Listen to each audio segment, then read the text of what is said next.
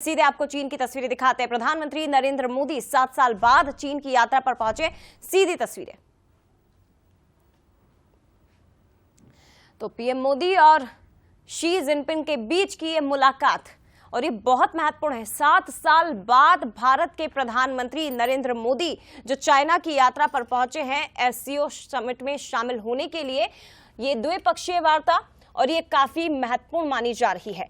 दरअसल जो tariff war इस वक्त दुनिया भर में छिड़ा हुआ है और साथ ही अमेरिका की जो हरकत इस वक्त भारत को लेकर बनी हुई है, 50% टैरिफ वॉर और भारत की आत्मनिर्भरता और इन सब के बीच चीन के साथ दोस्ती एक नए रिश्ते की शुरुआत के तौर पर इसे देखा जा सकता है। एक नई रिश्तों की नई दिशा मिलती इसे दिखाई दे रही है। गलवान झड़प जब हुई थी उसके बाद भारत और चीन के जो रिश्ते हैं वो बहुत तनावपूर्ण हो गए थे, लेकिन उसके बाद धीरे धीरे ये दो देश अब देखिए करीब आते हुए नजर आ रहे हैं। आपको याद होगा एस जयशंकर जो विदेश मंत्री है, उनकी भी चाइना के विदेश मंत्री से मुलाकात हुई थी। अजीत डोभाल वो भी यहां पर पहुंचे थे, मुलाकात उन्होंने की और उसके बाद भारत के प्रधानमंत्री जो पहुंचे हैं और चीनी राष्ट्रपति से उनकी मुलाकात। देखिए क्यों बहुत महत्वपूर्ण है चीनी दौरा। शक्ति का संतुलन अमेरिका से हटकर ब्रिक्स देशों की ओर जो झुक रहा है। चीन भी अमेरिका से परेशान है क्योंकि और चाहता है कि भारत से चीन के रिश्ते सुधर जाएं। जो भारत की मंशा है वही चाइना के लोग भी चाहते हैं। भारत और चीन के बीच संबंधों को एक नया आयाम देने की कोशिश भी की जा रही है। अमेरिका से टैरिफ टकराव के बीच वैश्विक मंच पर एक नया गठजोड़ और ये गठजोड़ आर्थिक व्यवस्था में बड़ा बदलाव आने के संकेत भी दे रहा है। ये गठजोड़ अमेरिका को भी परेशान कर सकता है। तो ये चीनी दौरा भारत के लिए बहुत महत्वपूर्ण है, एक नई दिशा रिश्तों को। और देखिए ये भी बताया जा रहा है कि जो बैठक चल रही है इस वक्त, जो तस्वीरें आप चाइना से सीधे देख रहे हैं, ये दोनों नेताओं के रिश्तों को बेहतर करने के उपायों पर काम करने की दिशा में भी दिखाई दे रही है। आर्थिक संबंधों की समीक्षा की जाएगी ये भी बताया जा रहा है और बहुत उम्मीद की जा रही है कि लद्दाख में जो तनाव पैदा हुआ था, गलवान में जो तनाव पैदा हुआ था, उस तनाव को कम करते हुए इन रिश्तों को, इन संबंधों को सामान्य करने की कोशिश की जाएगी। साथ ही व्यापार में आ रही अड़चनों को दूर करने के उपाय पर भी बातचीत की जाएगी। तो जिस तरह से भारत के प्रधानमंत्री का स्वागत वहां पर हुआ, उसके बाद आप ये मुलाकात की तस्वीरें आप देख रहे हैं, बहुत मायने इनकी। आर्थिक संबंधों की समीक्षा भी होगी। तो ये देखिए, और भारत चीनी रिश्तों की टाइमलाइन देखिए। विदेश मंत्रियों की बातचीत से तनाव कम होगा, तनाव कम करने के लिए राजनयिक स्तर पर भी बातचीत। और इसी के साथ ये भी आपको बता दें कि व्यापार उड़ानें फिर से शुरू करने पर चर्चा की जाएगी। वीजा सुविधा, यात्रा को आसान बनाने पर भी सहमति बनेगी। भारत चीन के विशेष प्रतिनिधि मिलेंगे, 10 जो बिंदु हैं उन पर समझौता भी हो सकता है। तो ये बहुत महत्वपूर्ण मुलाकात है। गलवान झड़प के बाद दोनों देशों के बीच तनाव बहुत ज्यादा बढ़ गया था, बहुत एक दूसरे के लिए कड़े फैसले भी लेने पड़े थे, लेकिन अब ये दो देश करीब आते हुए एक दो बड़ी आर्थिक शक्ति जो आमने सामने है, ये एक नई दिशा रिश्तों को देती हुई दिखाई दे रही है। हमारे साथ एग्जीक्यूटिव एडिटर शैलन सिंह राजपूत जी इस वक्त जुड़ गए हैं। शैलन जी, क्या कहेंगे इन तस्वीरों को देखकर, जिसका इंतजार चाइना के लोग भी कर रहे थे और भारत के लोग भी उतनी ही बेसब्री से कर रहे थे। ये दो जो बड़े नेता आमने सामने हैं, कैसे रिश्तों को एक नई दिशा मिलेगी और क्या इसका नतीजा हो सकता है सर?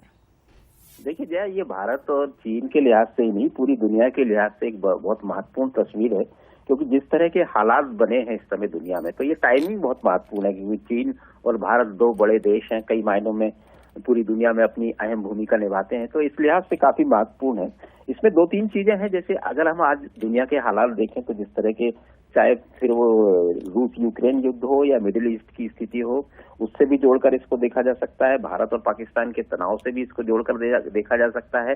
और चीन और भारत के बीच जो तनाव रहा है पिछले 8-10 सालों में, खासतौर से गलवान मुठभेड़ के बाद, तो उसके लिहाज से भी महत्वपूर्ण कहा जा सकता है। और एक जो अमेरिका के लिहाज से इसको इसलिए महत्वपूर्ण कहा जा सकता है कि इसमें चारों जो बड़े देश हैं, चीन हो, भारत हो, ईरान हो और रूस हो, ये चारों देश कहीं ना कहीं अमेरिका से प्रताड़ित रहे हैं पिछले कुछ सालों में अगर हम देखें तो।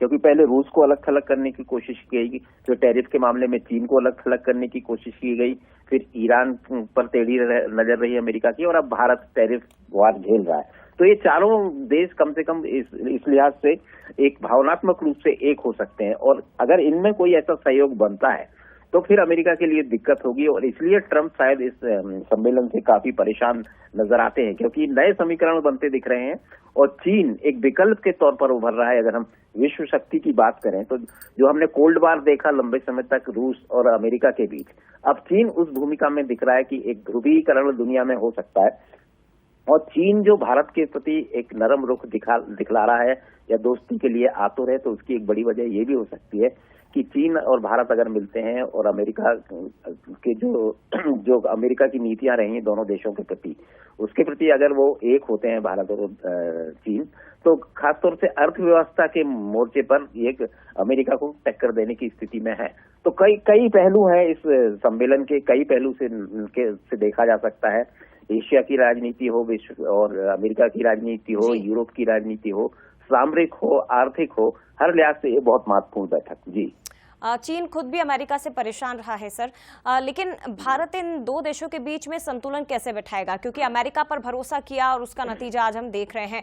चीन ऐसा देश है जिस पर भरोसा कर नहीं सकते, क्योंकि वो विस्तारवादी नीति सबसे ज्यादा अपनाता रहा है। हालांकि दोस्ती बढ़ रही है, ये बहुत अच्छी बात है, लेकिन संतुलन कैसे भारत बनाएगा इनके बीच में? देखिए, राजनीति में विश्व की राजनीति में भी ये नियम लागू होता है कि कोई स्थायी दोस्त या स्थायी दुश्मन नहीं होता है। तो ये जो मौका है, इसमें नए समीकरण बने हैं, खासतौर से जब से ट्रंप ने गद्दी संभाली है यूएस राष्ट्रपति की, तब से समीकरण काफी बदले हैं। तो और देखिए, चीन और भारत के संबंध बड़े पेचीदा रहे हैं। उनकी समीक्षा जिस तरह से की जाती रही है, उसमें बहुत सारी गलतफहमियां रही हैं हमेशा से, चाहे इस 62 का युद्ध हो, चाहे अभी की जो गलवान, चाहे उसका सीमा विवाद हो, इसमें काफी सारी गलतफहमियां हैं। और ये विश्व विशेषज्ञ ये मानते रहे हैं कि भारत ने भी कहीं ना कहीं इसमें आकलन करने में गलती की है, और इसलिए चीन के साथ उसके संबंधों में खटास आई है।